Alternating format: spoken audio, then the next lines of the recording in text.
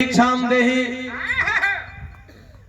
जे आवे राशन लेके। हमरे भारत में भिक्षा में बहुत कुछ मिलेगा, चावल, गेहूं, आटा, किसान, कासा, पीतर, लेवा, गुदरी, इहो मिलेगा।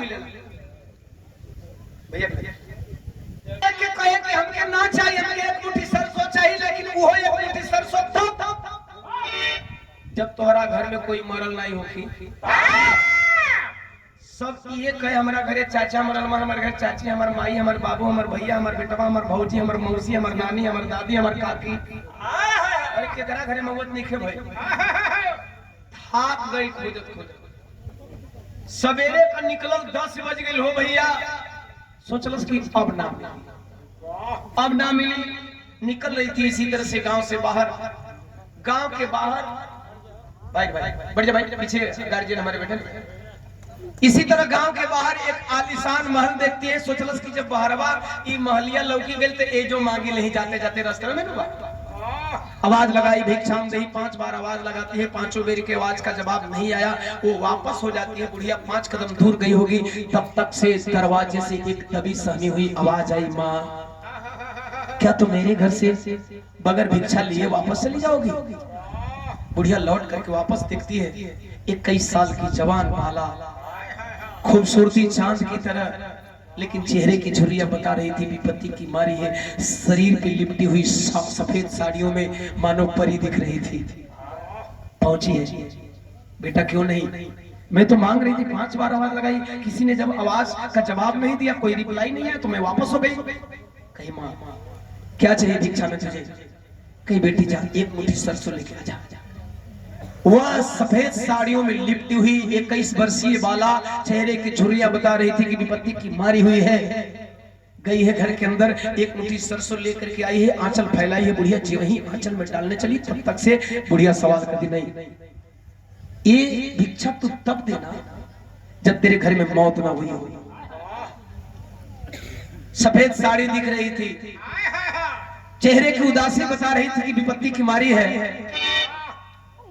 हाथ के मेहंदी की ललाई को सामने करती है, माँ जरा इधर देख, जरा इधर देख, जरा इधर देख, कहाँ मेहंदी है? कलश नहीं समझी? कहे नहीं। तब मंगिया पर हथवा रखला, सही पलुई हटा देलस और मंगिया पर हथवा रख के कहत हिया,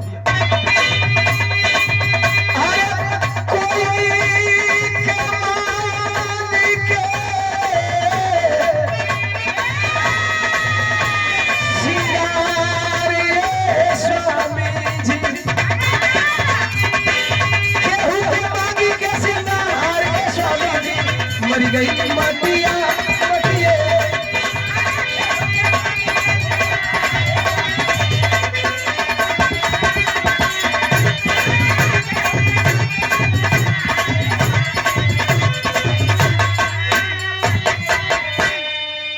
वह 21 वर्षीय बाला सफेद साड़ियों में लिपटी हुई परी की तरह दिख रही औरत बोली, माँ पता है भारतीय परंपरा और भारतीय संस्कृति कहती है कोई जवान लड़की सफेद साड़ी में लिपटी नहीं रह सकती। और माँ ये हाथ के जो मेहंदी की ललाई है अभी 7 दिन नहीं हुआ, मेरे पति मरे हुए हैं। विधवा औरत अब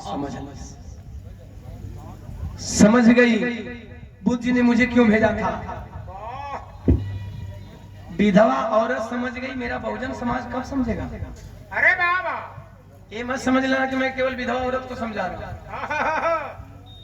एक उदाहरण से वो विधवा औरत 4 घंटे का भ्रमण की समझ गई। आप लोग कब समझोगे? आप बुद्ध का भारत कब बनाओगे? अंबेडकर, पेरियार, ललई, छत्री साहू जी महाराज का भारत कब बनाओगे?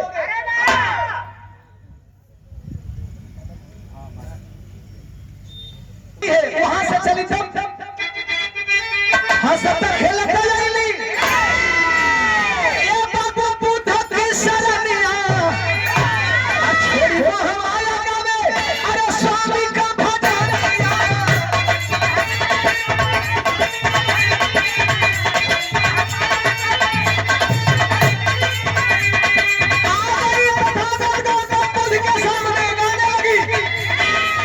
नमो बुद्धा बोलो नमो बुधाय, नमो बुधाय बोलो नमो बुधाय, अजी प्रेम से बोलो।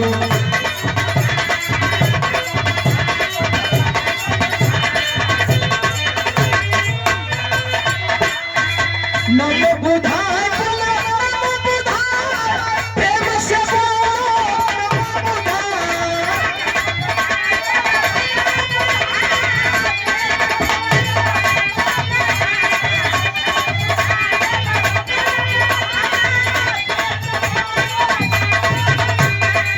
नमो बुधाय बोलो नमो बुधाय, प्रेम से बोलो नमो बुधाय, बोलो नमो बुधाय बोलो नमो बुधाय, प्रेम से बोलो नमो बुधाय।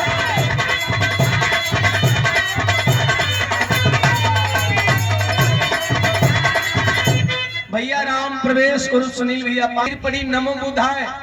यहाँ हम अम्बेडकरवादी हम बौद्धिस्ट लोग नमो बुधाय कहते हैं, तो भारत के मनुवादी कहते हैं नमो बुधाय उसको कुछ न बुझाए।